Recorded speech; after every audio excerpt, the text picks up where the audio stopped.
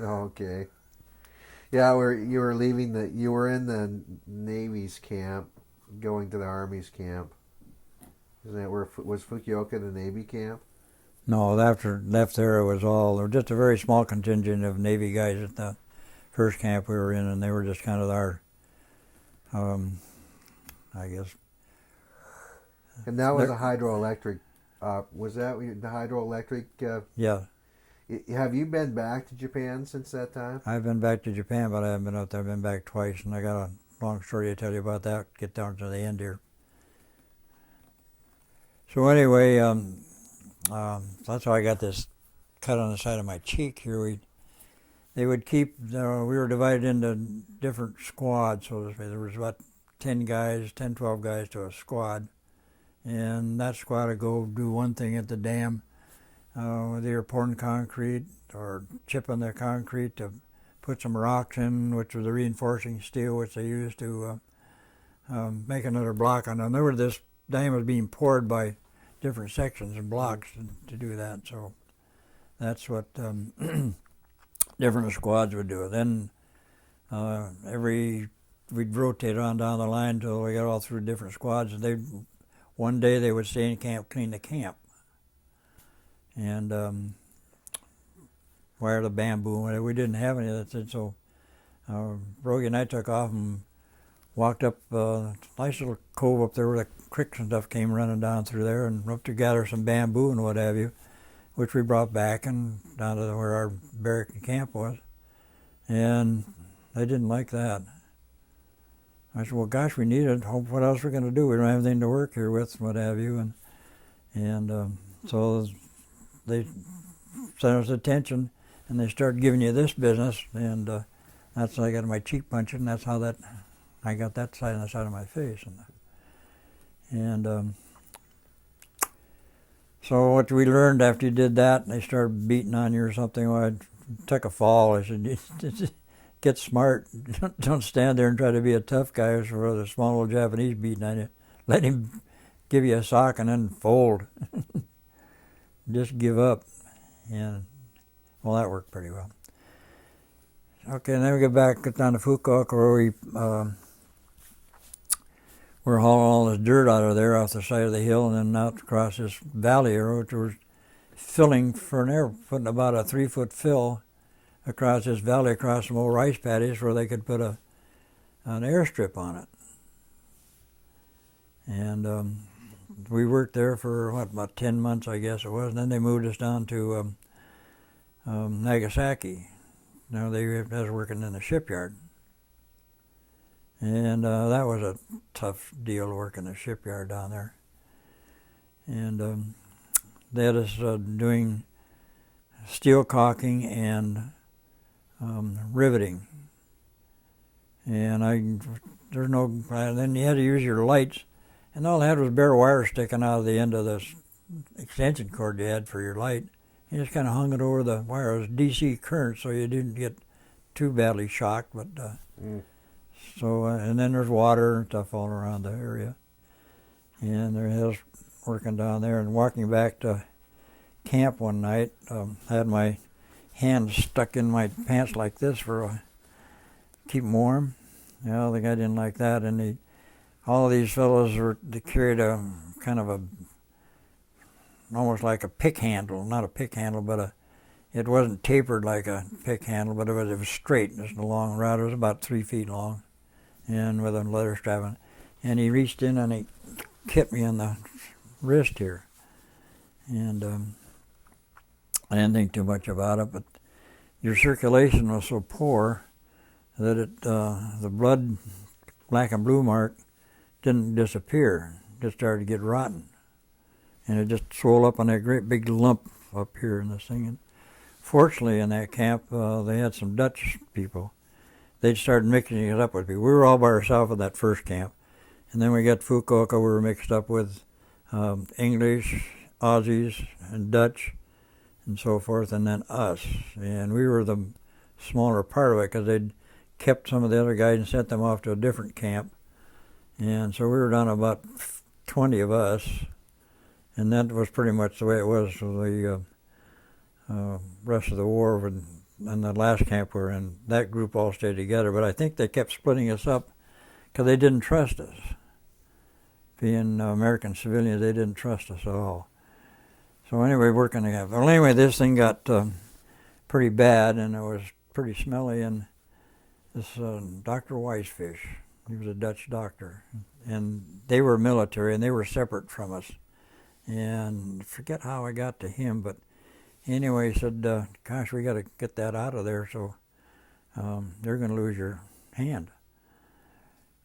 So what happened was that he had a guy sit on that hand, and the guy sit on my arm, and he just cut the thing out just like cutting out of a grapefruit. And kind of rubbed it a little bit, bled a little bit. He said, now go urinate on it. And he said, then urinate on it every once in a while. Well, they didn't have bandages and what have you, so we had to tear up rags, whatever we could get. And fortunately, there was a steam vent outside of one of the buildings that were there in the shipyard area we were. So we could steam these rags, and then I could wrap that on and take them in. And fortunately, I still got a little scar. It healed up pretty well. Mm. And I got a couple of spots on around my feet, but that's from dropping things on it and get stomped on. So anyway, then here again, they kept different squads in from time to time, and rather than working down in the shipyard, and we, I know what it was. There were some American officers there, and they said, came to us, about a dozen of us, said, there's some care packages in on the beach, let's go get them. Well, they had access to do that, so we went with them. We brought our care packages back, and we gave them all out to everybody. And we got them out there before the Japanese knew what was going on. And that was the only supplies we ever got. Is it Red Cross supplies from the States? Well, I don't know if they were Red Cross or not, but it was a care package that had some candy bars in it, and it had some little kind of cereal stuff in it, some cookies and crackers, and some tobacco and some cigarettes, and some candy, and it was delightful, just delicious. And to back up on a story, the only thing we did get out of those care packages at first was model tobacco, in a package. We didn't smoke the tobacco, and we figured out that you could take and chew some of that tobacco, and it'd kill the worms. So in other words, I'd give you my bowl of rice tonight, and then you give me your bowl of rice tomorrow night. In the meantime, when they gave you your bed, you'd chew this tobacco and swallow that juice. It made you sicker than a dog, but you really passed the worms. The worms didn't like it either. And by God, we passed worms, and it sure helped. So that's the only thing we got out of those packages. But then we got the whole package down in Nagasaki, and about that time was getting latter part of summertime. Was June. Yeah, it was in June, and they were going to transfer us out of there. But anyway, in the meantime, we knew their the area carrier-based aircraft were flying in and out of there. So we'd run in and out. We ran back in these big caves they had back, and they had whole machine shops in those caves. And so we knew that if the U.S. military was going to do it, Japanese were pretty well dug in over there. So it would have been real tough to get them out of there. So pardon? Had you heard from your parents at all? No. Had they heard from you? Yes. How did they hear from? Did you? You got those telegrams things there sitting on the. And that was all they heard. That's all they heard. I wrote 22 of those, and 2 of them got through. And that was how many years after? Well, it was 2 years after I was taken prisoner. Now, I don't know when they got those. I think there might be a date on those up there, but by word of mouth, 2 years before they heard that I was taken prisoner. So did your When you got back, did your mom ever talk to you about that time of not knowing? Not really. They were just so happy to see me They that. were. So that telegram was probably a treasured item that your mom received. Well, poor mother, she was home alone because Dad was in the military. So I said, I think it wasn't in the interview, but I think I told you earlier that Dad has some connections with the Naval Reserve, and he was in some outfit. I don't know exactly what it was. He never did tell me, but it was some kind of an intelligence operation at Pier 91 in Seattle. And I found this out after I got home that when the war broke out, that he was called to duty over there to be in, and they knew who the subversives were, and they fired them all. And a short time later, the orders came from D.C., Washington, D.C., install all those people you fired and give them back pay. Dad said, boy, this stinks. I can't take this anymore. So at the tender age of 50, he decided he was going to be a diver. So he went back and took a diving school back in New York, qualified as a diver, and was salvage officer in the Pacific all during the war. So he went on. He got the... So who were the subversives that they got rid of? I don't know. Was it just people that weren't... It was military people, though. I don't know the civilians or what they were, but in other words, they were known to be either commies or some type of thing, and that I don't know. I wasn't privy to that. Your dad just, in point of principle, decided that he was going to do something else. He decided he was going to do something else, and then so he ended up. They finally kicked him out of the Navy as a rear admiral. So I met him in Honolulu, and we coming back with a whole other story. So anyway, then after that, a little after my birthday, which was in June, and they moved us up to Uwata, which was a coal mining town. And I was working in the coal mines, and boy, I didn't like that at all. That was just awful. Unfortunately, the squad that I was in, well, we were down to about 20 guys that are the original 250 now. And fortunately, that group of us, just Americans, and there we were mixed up with, here again, Aussies, English, and Dutch, and so forth in that camp. That was a big camp, pretty good-sized camp. There must have been a couple thousand guys in that camp. And they put us to work digging what they said was an air raid shelter. Well, I think it was a place for them to hide their stuff or whatever they wanted to do. It was close to a railroad yard because of the coal mine there and all the coal out of the rail cars. And they could, as I look back on it, this was probably one of their things. We dug a big tunnel way back underneath in there, and that was our job, fortunately. Which was fine. We didn't have to go down in that doggone coal mine, which was, that was miserable down there. Are you claustrophobic? Oh, Lord, yes. Were you before you had to go? Well, a little bit. I mean, as a kid, they had me doing everything down there, and they told me, you're the boss's son, why you've got to take the brunt of whatever the crew will dish out to you. And I was waxing a water tank, and I got in that tank back there, and you crawl through these kind of batter holes and what have you, and I got stuck in there. And ever since that time, I didn't like to be confined to anything with it. It was scary. It was claustrophobic. Yeah, okay. I got out of that tank, and boy, I never want to go back in a small hole anymore. Then they make you go into a coal mine. And I went in a coal mine. Yeah, that was tough. What was that like? What was a coal mine like, never having been in one? I don't know, really. It was just awful. It was darker than all get out, already confined, little old thing to lower you down in. You didn't know whether it was rickety as all get out, and it was just, then you shovel the coal in this little cart, and I was only in there 2 days, thank God. And that was the end of that one. So you only had 20 people left out of over 200 people? Yeah, 250 of us. And that was but they weren't dead, no, they were just, but they kept breaking our group up for some reason or other. So there wasn't much to eat, and what you're a pretty good sized guy. What did you weigh about that time? I weighed 120 pounds the day the war was over.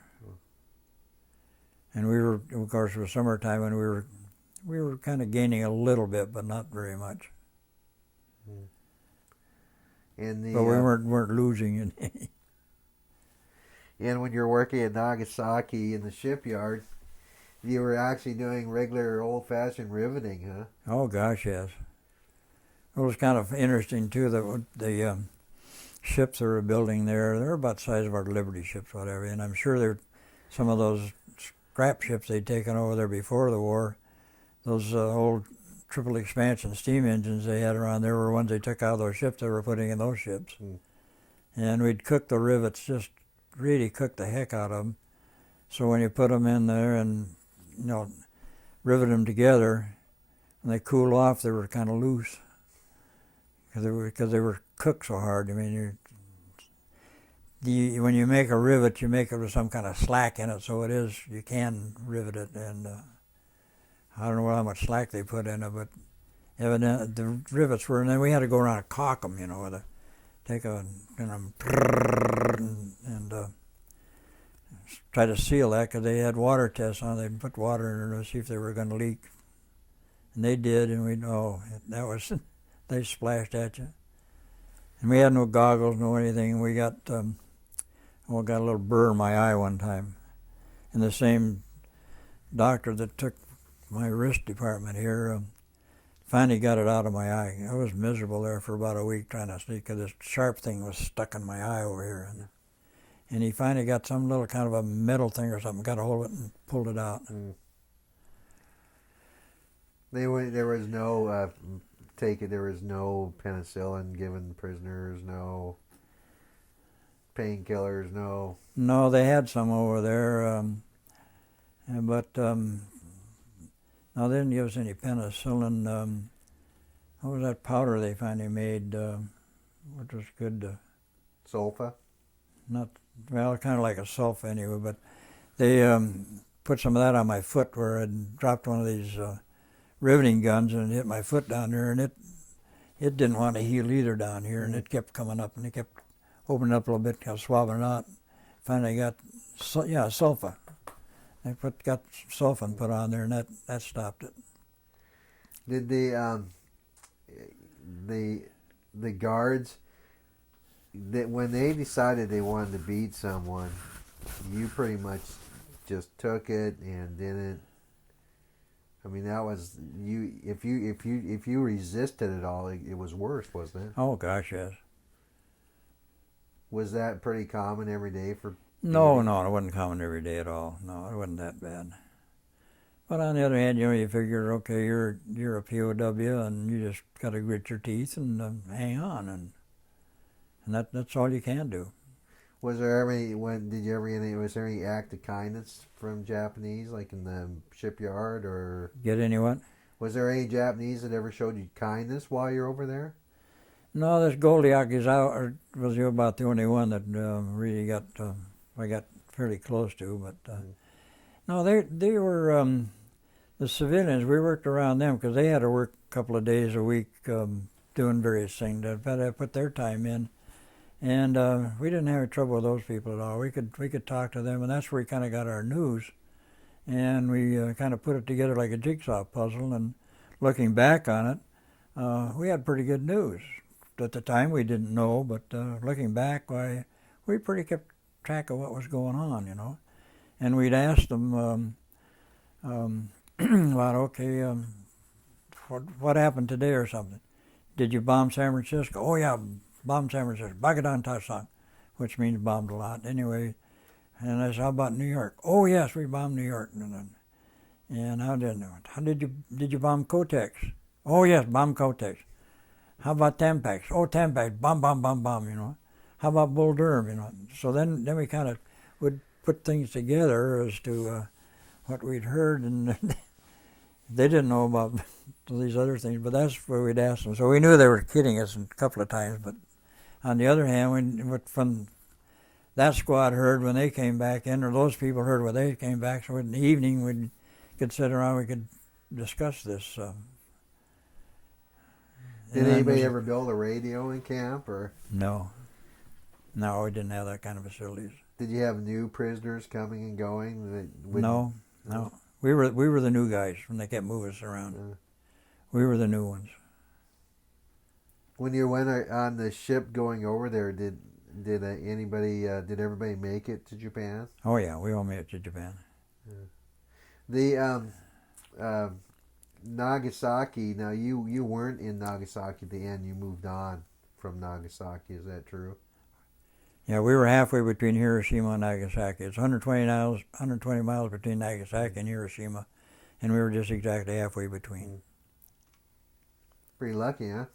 Well, we'd have been all right in Nagasaki,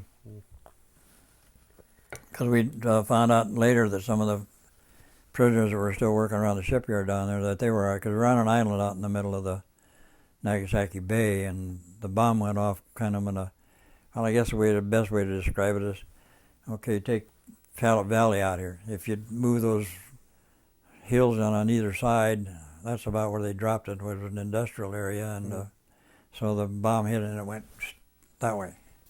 It didn't go that way. Didn't spread out. It went straight up. So the guys on the island of Nagasaki were all right. The town on the industrial area is one where you got hit. Was there anything you talked about daily in camp? Is there something that was on your mind all the time? About what? Was there anything that was on your mind all the time? Food. Food. What, did you talk about it or dream about it? Or? Oh God, yeah. Matter of fact, I got a little book back there with all those crazy ideas that we thought about cooking up when we got home. Some of them were very outlandish. Amazing what you could dream of when you're hungry. Were they what favorite meals you wanted, or? Oh yeah. Everybody was coming up, and that's the worst thing we did was talk about it, because that just made you hungrier. We tried to talk about something else, but food was the main thing that was on your mind. So what was the one thing that you really wanted, that was at the top on your list of what you wanted? You mean in line of food or clothes or food? Oh, I don't know. Just anything good food. Huh. Yeah, we've heard that from different POWs. One guy was waffles and syrup. Butter, waffles, and syrup. Something sweet sounded pretty good too. Yeah. And on the, if you use clothing also, it was short, was it? Oh gosh, yes. In that first camp we were in with those cement bags, we took the inner things, and we had a little T-shirt which you hung onto that as best you could hang onto it. We'd slide a cement bag over it, and then put our whatever clothes we had on and put that over the thing so you keep warm in there. Because we had ice on the top of the barrels with a little water on them in the wintertime. And so we had trouble keeping warm. That was the big problem, to keep warm. And then they had these doggone tobbies they gave us to wear, and they weren't big enough for us. Your heel kind of hung out, and they got pretty calloused. Your heels got real calloused in the back end. That's the clogs, the Japanese clogs. Yeah, right. Yeah. Tobbies or tobbies, I guess you call them. But then we took the string that was in the cement bags, and we take that string apart so you can make thread out of it. And we had patches on top of patches on top of patches to hold your clothes together. Get pretty ingenious in camp about how to do things. It's amazing what you can come up with when you have to. Did you find ways to get more food, or did you ever find ways that you could get more food? No. You couldn't trade for food, or? No. I did trade. I had a gold crown come out one time, and I traded that for a hard-boiled egg, and that was the best egg I had ever eaten. Who'd you trade that with? One of the civilians we were working around. Right. Guess he had it in his lunch bucket or something. So it's sort of amazing to think back at that, huh? Right? Oh gosh, yes. And that was Probably the only. Is that the only egg you saw when That's you the were? only egg I saw, right? Hmm. The only You egg probably ever. still remember that egg, huh? Pardon? Probably still remember how good it tasted, Oh, huh? gosh, yes. Huh. Hmm. So did the civilians that that you dealt with in the shipyard work? Did you work alongside of them, or did you? No, not in the shipyard, but on the Fukuoka area when those, so we were out in the middle of the field there, there were civilians out working around, even women and what, they were out there working around the.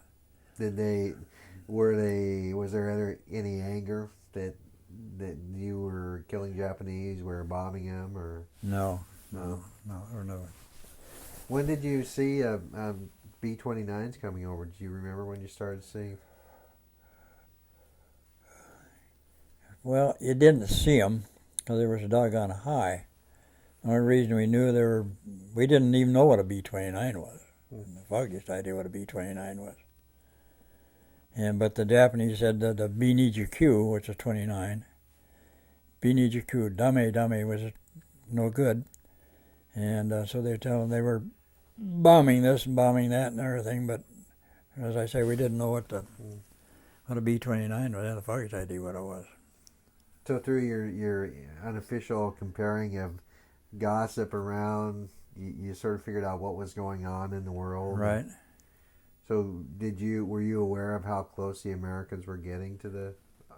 Not until we saw those little aircraft-based planes in June of 45.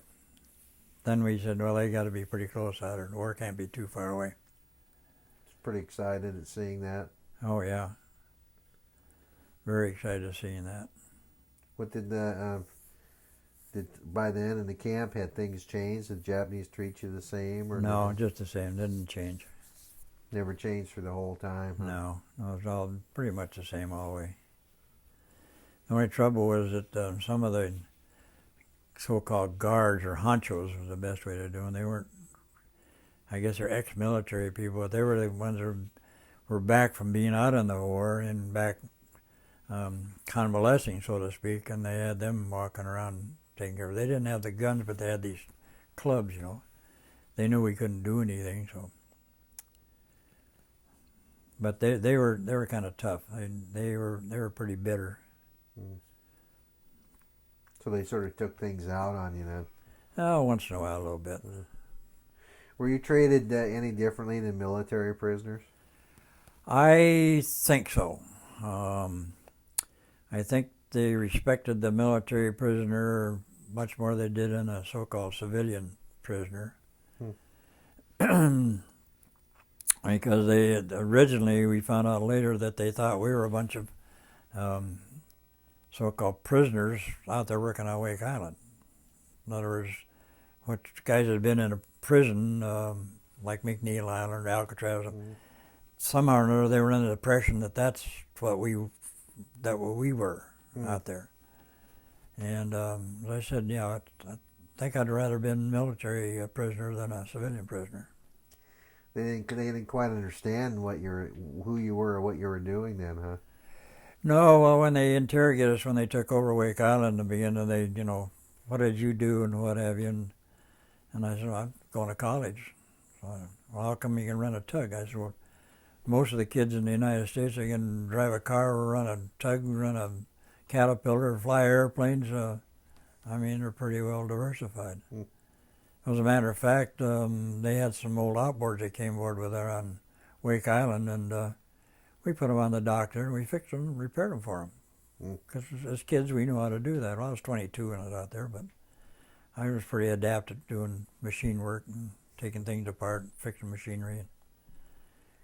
But we had to do it when we run the tugs out there. You had to change valves, you had to change the nozzles on the tugs, on the old diesel engines and so forth. So we knew how to do things. Yeah, get back to something you talked about before, that the friends of yours that did die on Wake Island that are buried in the Punch Bowl, did they leave families back home? Were they married or? I assume so. I'm not sure.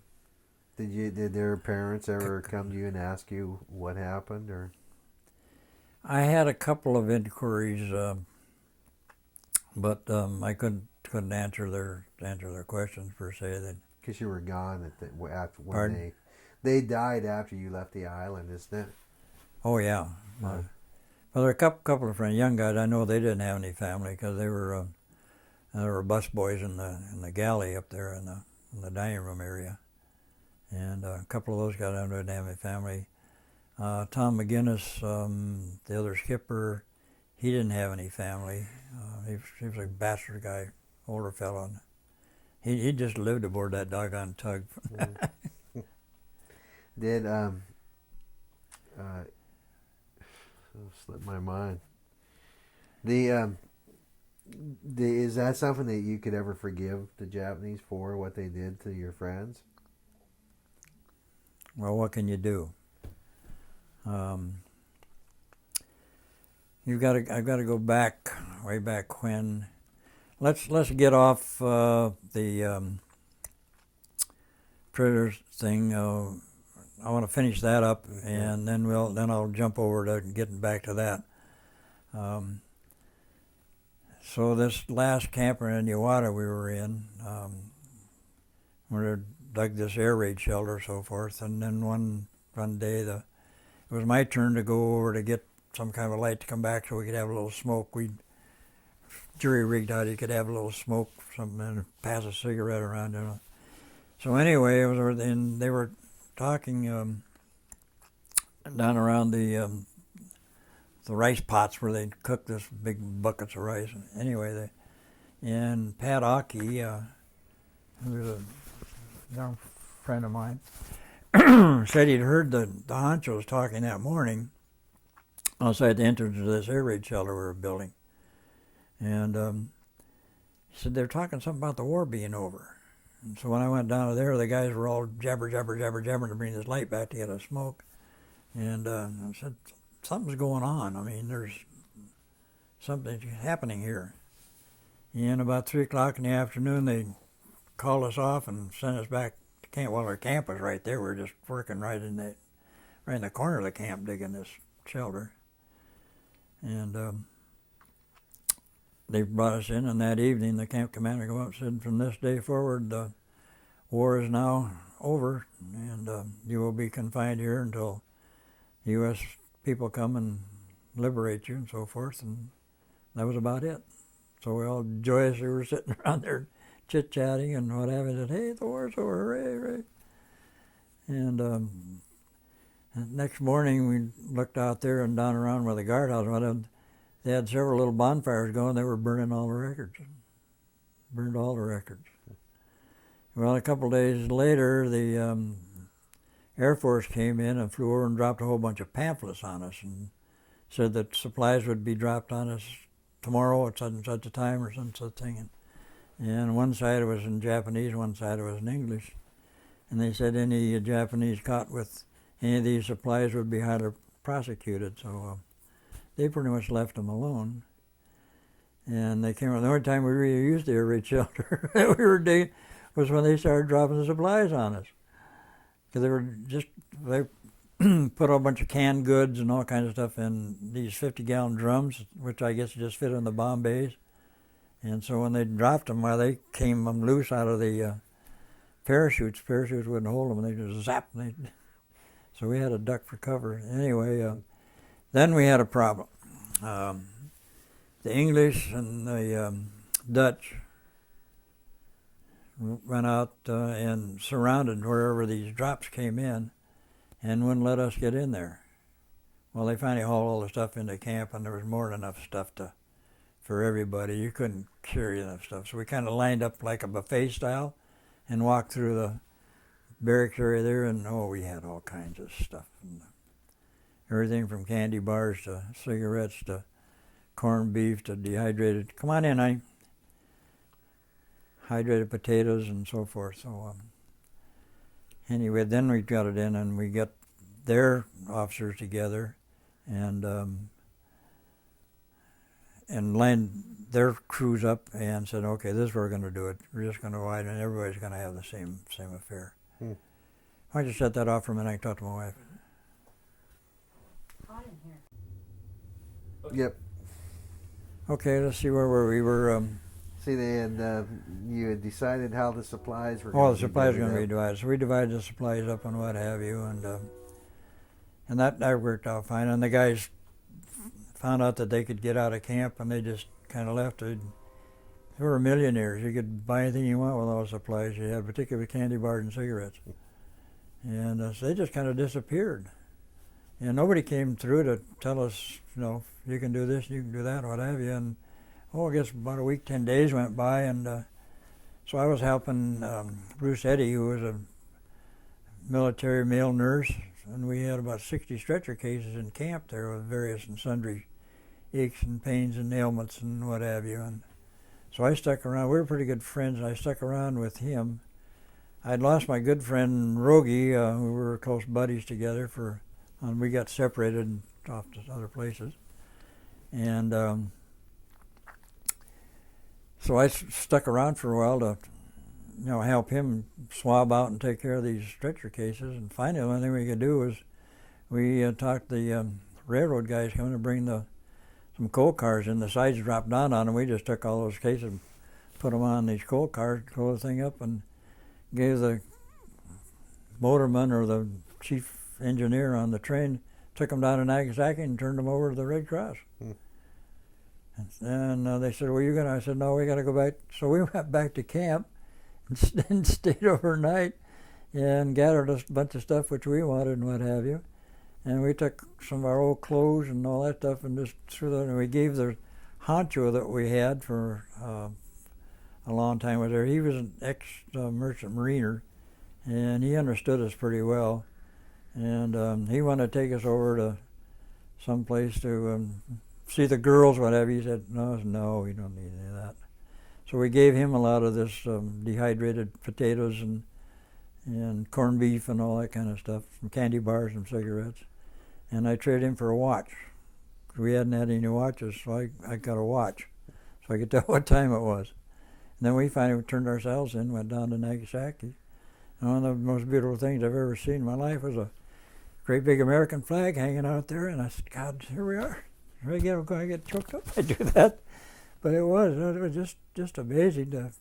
The reaction you got. You saw the American flag, God, you knew you were all set.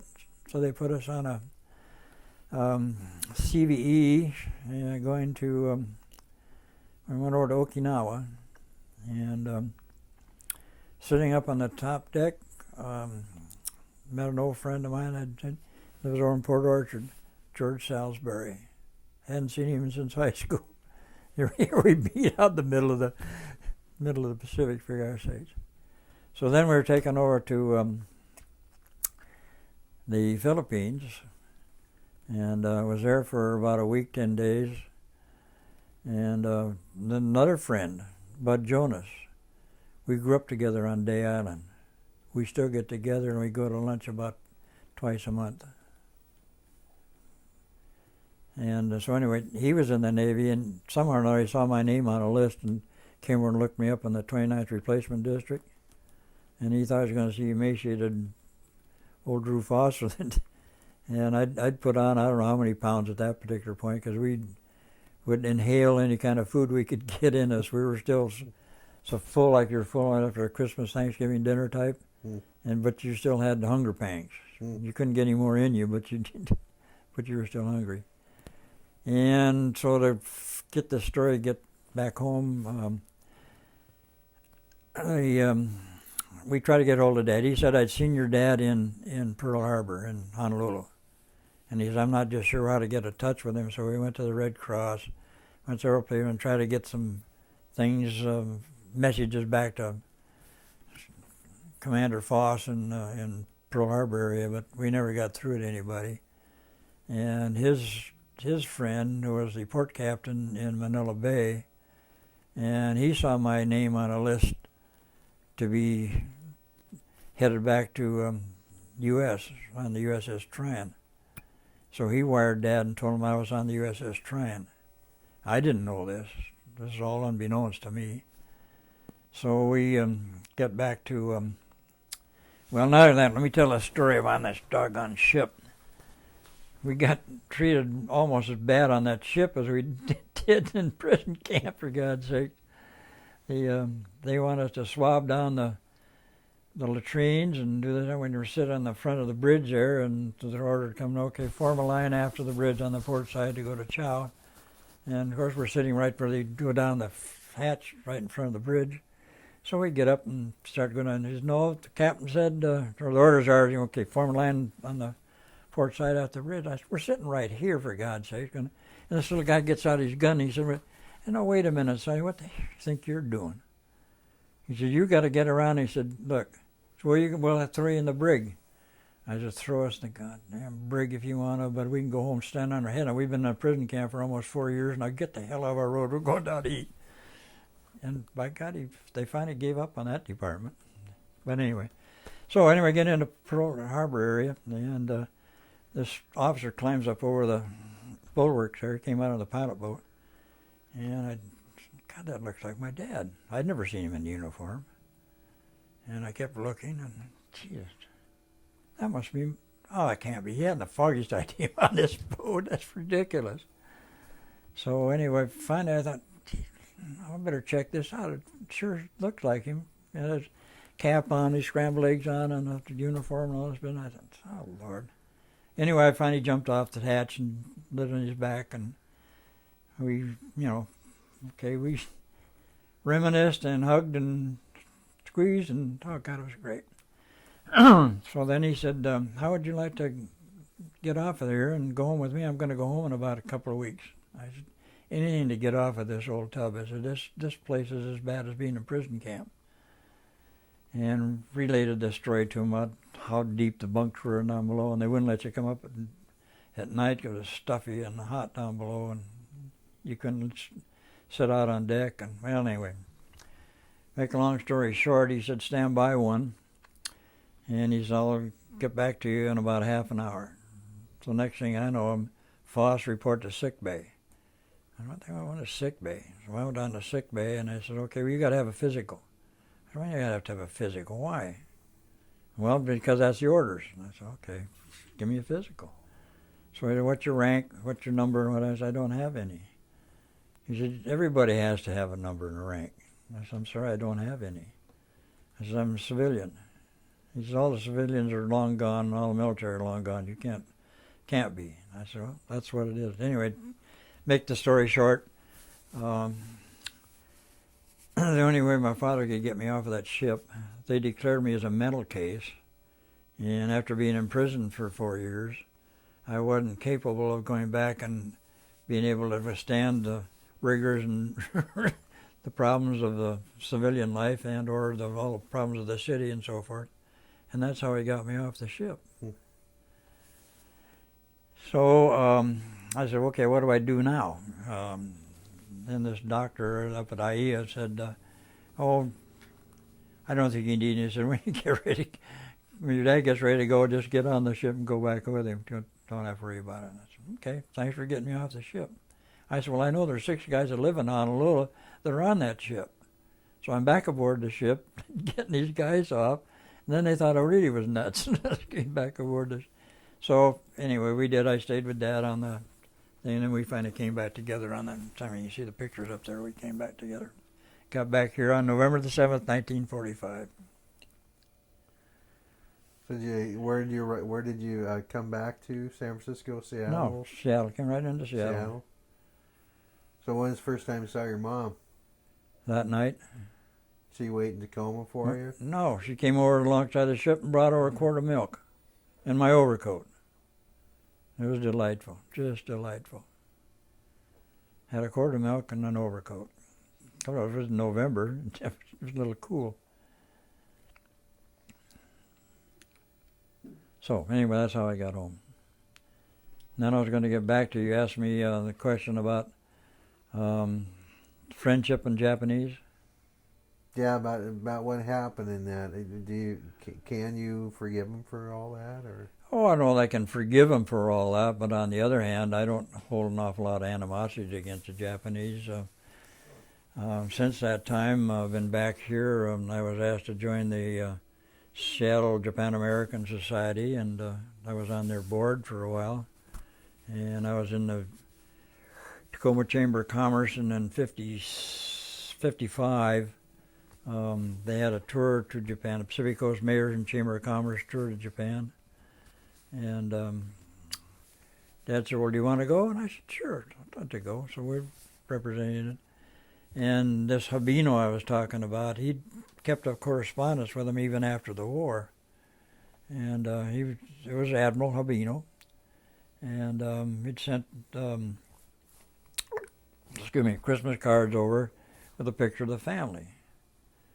So when we arrived at another airport in Japan, I guess it was written up or something that this tour was coming. There's something new they're starting. When every other year they were gonna come here, and every other year we were gonna go there. And so this little Japanese lady was pulling on my coat sleeves, walking along the tarmac area there, and I wondered what was going on. And finally, she pulled this thing out of her purse and showed me this picture of our family. And she said, I know you. So Mrs. Habino, the Admiral, I guess, had passed away since that time, and she invited us out to her house.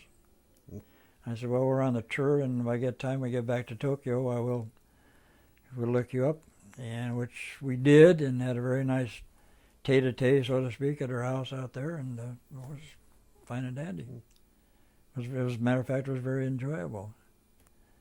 And then on that same tour, the Consul General here in Seattle, his mother-in-law was Madame Araki, and she had a nice place over there. And when we were on this tour, they took us out to her house, took us whole contingent out to her house, and she had hamburgers for us out there.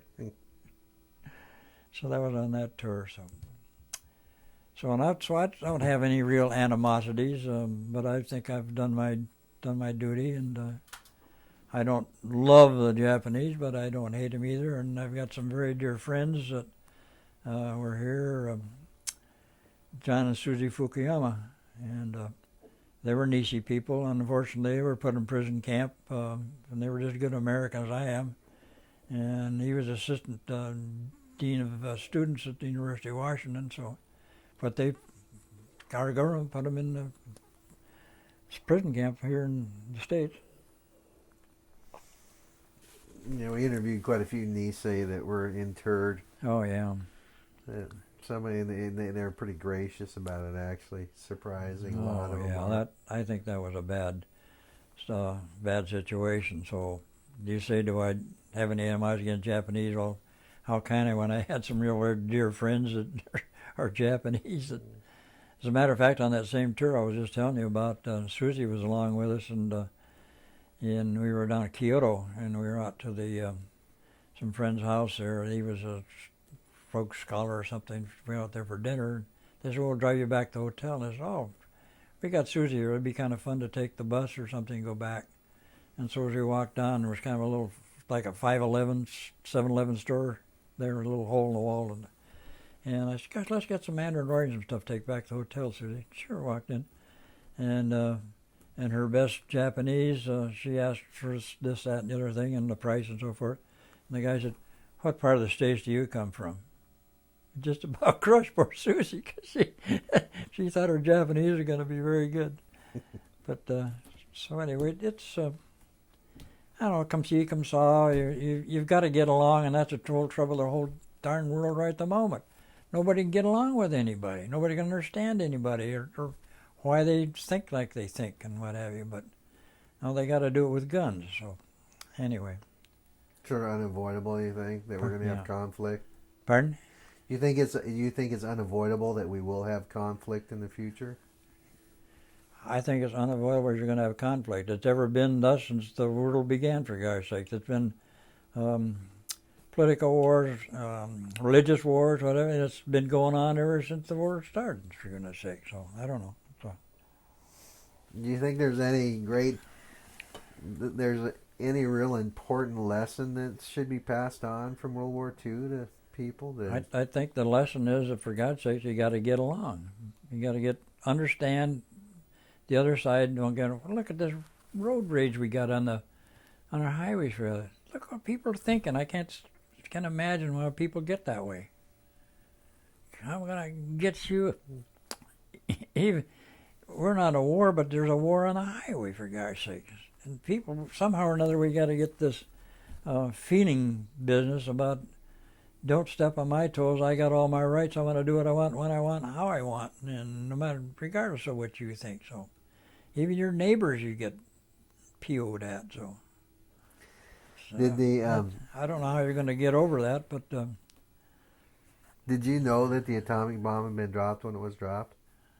yes, yeah. We they told us that the Americans are dame, which means bad. They were using gas, killed thousands of people using gas. And we said, no, they're not using gas, but something else is gone. We've got something else that we don't know anything about. So but we didn't know it was atomic bomb, but we knew there was a big blast, and that's all we knew. But it's a good thing they did that. Otherwise, we'd have had a real massacre between Japanese and Americans and English and whatever. It would have been a real. I showed you that pamphlet I got out there that says what the plans were to invade Japan, and it is just absolutely preposterous. Just fantastic what we had to go through. So you don't think they would have given up? No,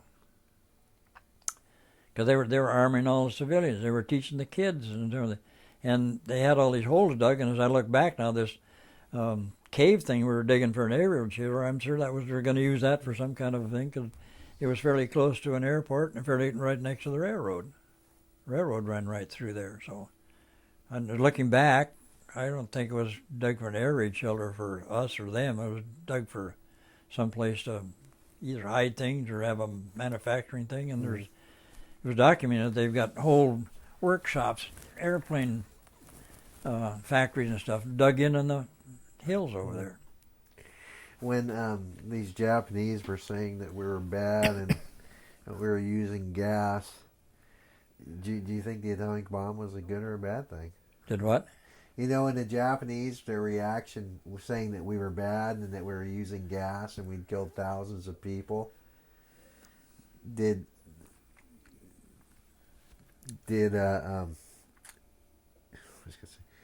that came right after the bomb was dropped, did it? Oh yeah, yeah. They were telling us that they thought. Did they know it was over? Did they know that they had lost the war? I don't think so. Not at that point. Not until it was announced. Did you have a clue that salvation had finally come for you? Well, we weren't sure just how it was going to react, but as it turned out, as I said, the camp commander said, "Okay, from this day forward, the war is now over with, and you'll be confined here until the Americans come and liberate you, until you're liberated." So when you see you go to a ball game or and see the American flag, that's a pretty powerful thing for you. Damn right. I've got a flag hanging right out there, and I have fly it every day very proudly, and every place I've ever lived, I've always had a flagpole. And these guys don't want to burn the flag, I got to burn them. So here we go again. I mean, you know, start a conflict. What was the worst day in World War II for you? I think the worst days was that week we spent on that tanker down in that hole where we couldn't all lay down together, where it was hotter than hell, and it just you could have given up on that trip. I could have practically. I thought, this is just Did you think about giving up? Not really. But as I say, you know, you asked me what's the worst. Well, that was the worst I can think of, was that heat and that suffering we did down that hole. That's really the only real. Well, we did suffer some other things, and we were cold, and then forgot to Sesebo and all that. But that was real torture. That was real torture, being down that hole. What was the best day of the war? What? The day the war was over. Did was there something you thought about that kept you going? Oh yeah, homeland, and by God, I'm going to get there. And they get you out, and you sort of bow towards the sun in the morning, so forth, and you guys, you don't know where we're bound. We're bound towards our homeland, and we can say our own little prayer. We're not bound for you. We're bound for us. Did they have you bow to? Were you bowing to the emperor? Was you or? No, we didn't have any bowing to the emperor. But that's something they did in the morning with you when you at the camp. That was something we did in the morning. Oh, you said you bowed towards the sun. Well, that's when they lined you up and counted you off in the morning to send you out to work, and they said, okay, bow to the thing there. That's when we thought about it. Did the other skipper that didn't make it? What did he look like? Do you remember? Oh, it'd be pretty hard to describe him. I don't know why you want to know that. I'm just curious what people's memories are of people. You're going to have to unhook this thing pretty quick, because I'm going to have to go to the bathroom. Okay. We're just about done here, actually. Better be done now. I just want to, there's one last question that I want to clarify points on. You said you were halfway between Nagasaki and Hiroshima Yes, in the camp when the bombs were dropped. yes. Did you hear them or see No. the explosions or anything? Now you're 60 miles away. Oh, No, so they weren't that big that you could see them. no, oh gosh, no. Because I don't know. I mean, I was. So. Wow, that's interesting. Okay. No, when we left Nagasaki, the only thing we recognized was the kind of the marquee or something with the stuff that was over the top of the railroad station down there. But other than that, we didn't see much of the. The only time I saw anything was on that trip I was telling you. We went back in '55. We were down in Hiroshima, and I've got pictures of the Chamber of Commerce building and shows the framework up there where the bomb went off right down that. I have one other question real quick, though. Is the Justine Foss, what happened to it? I don't know. Just I was gone? back on Wake Island 40 years later, and when my wife and I went back through there and our POW people had a convention in Honolulu, and we made arrangements to get Hawaiian Airlines to charter one of their planes that fly out to Wake Island and spend a couple nights. And I was with assistant commander of the island, and we drove all over the island and whatever. We couldn't get out on the lagoon. They didn't have any boats out there anymore, and we couldn't find any evidence of the Justine at all. Did you have dreams about that your time during the war afterwards? Did you dream about it when you? Not really. Not really. Did the has Foss ever named another tug Justine Foss? Oh yes. Is that common? Look just like that one over there. Is that common? Oh for sure. the names? Yeah. Oh yeah. That's no problem. Well, thank you very much. Okay. Very welcome. We'll get you unhooked.